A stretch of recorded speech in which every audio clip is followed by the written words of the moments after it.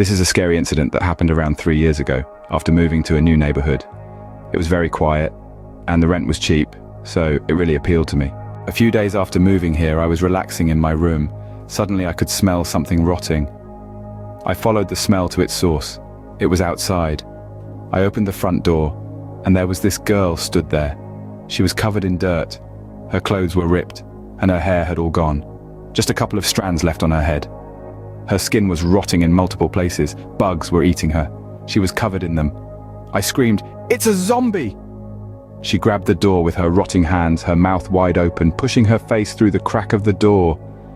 Her jaw split open so far that her mouth hit her chest. I screamed as loud as I could, and she suddenly disappeared. My neighbor Brent said, "That's Roseanne. You have to give her some sweets or she'll get aggressive. She's the reason we have so many sweet shops around," he said, passing me some sweets as he walked away. I was confused. I couldn't understand what he was saying. All I could see was her face, smell the rotting flesh, and her bones creaking as she moved, jaw gaping open. I did fall asleep with all sorts of things running through my mind. The next morning I was driving to work when my car hit something. I couldn't see anything when I got out. That girl was in front of the car. She'd hit the front bumper and dented it, looking at me with her limbs contorted. Chills ran all through my body. She stood up, untwisting every bone. She came towards me and stretched her hand out. Her hands were full with bits of sweets. When she opened her mouth, her rotting teeth had ants crawling all over them. I screamed, and Brent popped out and threw me some sweets at her and went back indoors. She took the sweets, ate them all, then proceeded to stand outside Brent's door for a bit. I couldn't believe my eyes. That's when I realized her clothes and hair didn't move at all. She moves as though there wasn't any gravity. My vision went dark.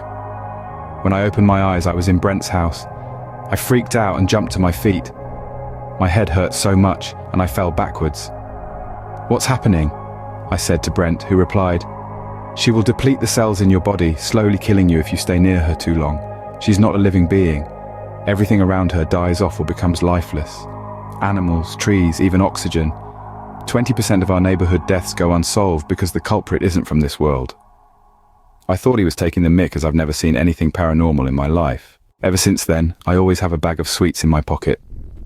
Every time I saw her, I threw her a few sweets and ran off. Once I threw it too high by accident.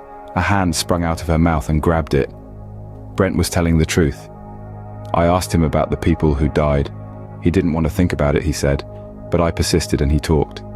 The first one was Max, a young man who thought she was a person. Up until then, her face hadn't rotted, and they chatted and kissed. A few hours later, he vomited blood and died. When the autopsy was done, hundreds of bugs were inside his body. They'd eaten all his organs. The police couldn't find the cause. It makes no sense. I know. The next one, Natalie, was found dead with a snake in her throat. She'd always called Roseanne Satan.